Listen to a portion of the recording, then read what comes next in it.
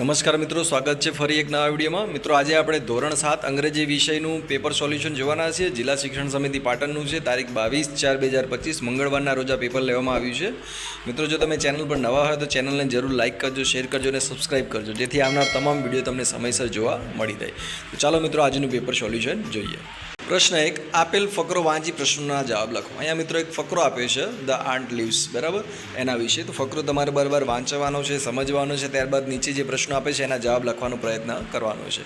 તો પહેલો પ્રશ્ન, where do the ant lives? તો આન્સર આવશે the ants live in nests or ant hill, બરાબર. સેકન્ડ નંબરમાં જોઈએ, who have separate breaks?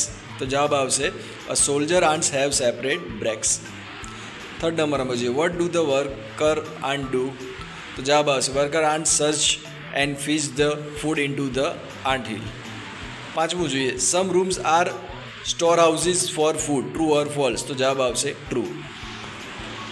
Second નંબરમાં જોઈએ, અહીં આપેલ શબ્દોમાંથી આર્મીને લગતા શબ્દો શોધીને લખો, બરાબર. એ મિત્રો એક ઘણા શબ્દો આપ્યા છે, બરાબર. Student, border, soldier, war, family, question, movie, weapon, pistol, ચિંડલ અને નીફ, બરાબર. એટલે કે એક શબ્દ એવા આપ્યા છે જે બાળકને લગતા છે અને એક આપે છે આર્મીને લગતા, બરાબર. તો આમાંથી આપણે આર્મીને લગતા શબ્દો શોધવા, અને એક એક્ઝામ્પલ આપણને આપ્યું છે બોર્ડર, બરાબર. તો એ પ્રમાણે એ શબ્દો જોઈએ તો સોલ્જર, વોર, વેપન ને પિસ્તોલ અને નીફ.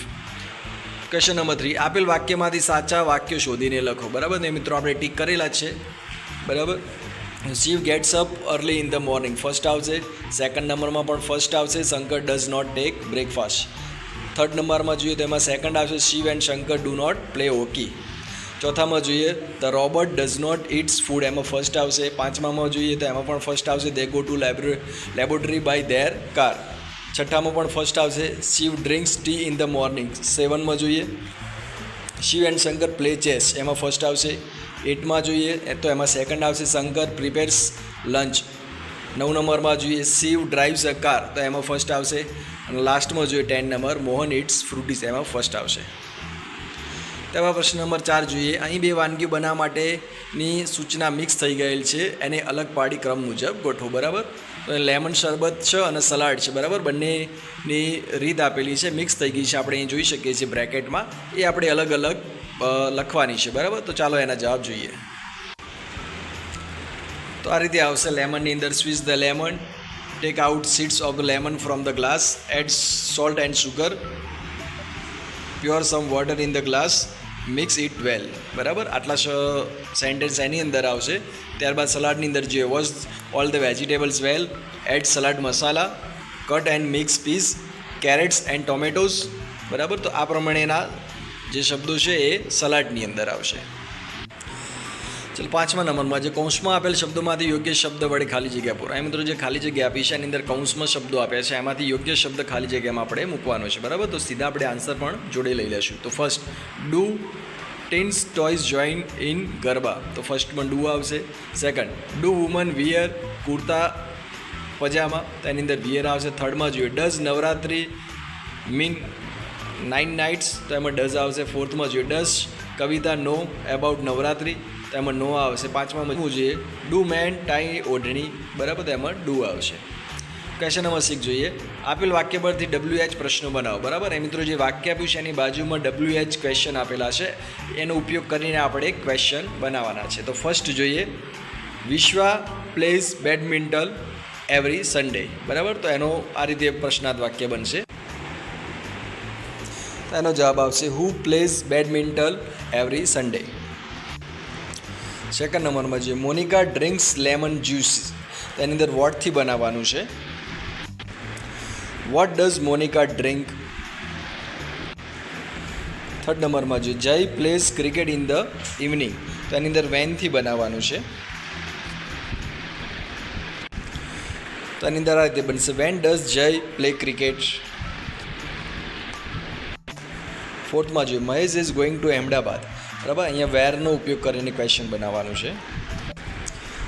તો એના અંદર આ રીતે બનશે, where is Mahesh going. Last જોઈએ, માયા સિંગ્સ ભજન, બરાબર. એની અંદર હુથી બનાવવાનું છે. તો એની અંદર આ રીતે બનશે, હુ સિંગ્સ ભજન. નંબરમાં જે કૌંસમાં આવેલ શબ્દ સમૂહ માટે 7મા નંબરમાં જે કૌંસમાં આપેલ શબ્દ સમૂહ વડે સંવાદ પૂર્ણ કર. બરાબર, એ મિત્રો જય અને વિજય વચ્ચે સંવાદ આપેલો છે. બ્રેકેટ્સની અંદર જે બ્લેન્ક્સ છે એના જવાબ આપેલા છે, તો એમાંથી યોગ્ય વર્ડ્સ આપણે બ્લેન્ક્સની અંદર મૂકવાનો છે. બરાબર, તો ફર્સ્ટ જોઈએ, જય સે હેલો ગુડ મોર્નિંગ, વિજય સે ગુડ મોર્નિંગ. બરાબર, તો ફર્સ્ટમાં ગુડ મોર્નિંગ આવશે. ત્યારબાદ જોઈએ, જય says how are you, Vijay say I am fine. બરાબર, તો સેકન્ડમાં ફાઇન આવશે. Jay say where are you going, Vijay say I am going to the market. બરાબર, તો થર્ડમાં માર્કેટ આવશે. Do you want anything, Jay says yes bring me some sugar. બરાબર, તો ફોર્થમાં શુગર આવશે. વિજય સે શ્યોર બાય, જય સે ગુડ બાય. બરાબર, તો લાસ્ટમાં બાય આવશે. તો આ રીતે દરેક આન્સર આવશે.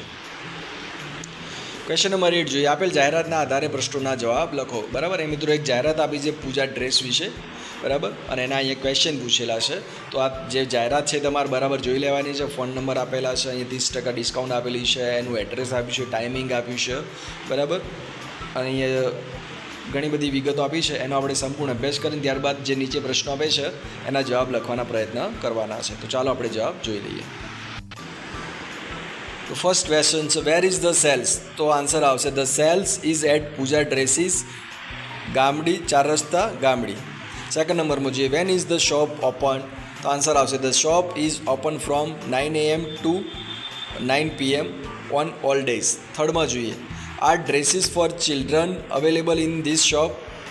તો આન્સર આવશે yes dresses for childrens are available in this shop. Fourth નંબરમાં જોઈએ, on which day is the shop closed? તો આન્સર આવશે the shop is not closed on any day, it is open on all days. પાંચમા નંબરમાં જોઈએ, what will you buy from this sale? I will buy shirts, T shirt, frocks, shorts, pants, trouser or party dresses from this cell.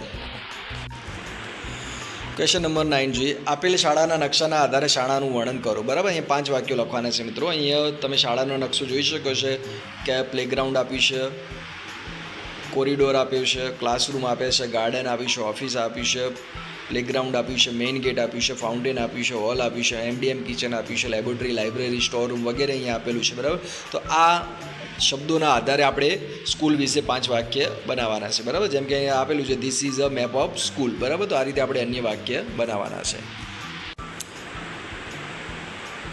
તો first જોઈએ, my school has a big playground at the back, there is a library and laboratory near the kitchen.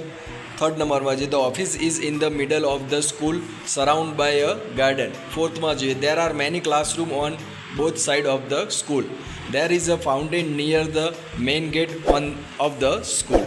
તો આજનું solution મિત્રો એમ પૂરું થાય છે. આશા રાખે છે વિડીયો તમને ગમ્યો હશે. જો વિડીયો ગમ્યો હોય મિત્રો તો ચેનલને જરૂર લાઇક કરજો, શેર કરજો અને સબસ્ક્રાઇબ કરજો, જેથી આવનાર તમામ વિડીયો તમને સમયસર જોવા મળી રહે. તો મળીએ ફરી એક નવા વિડીયોમાં મિત્રો. ત્યાં સુધી રજા આપો. જય હિન્દ, જય ભારત.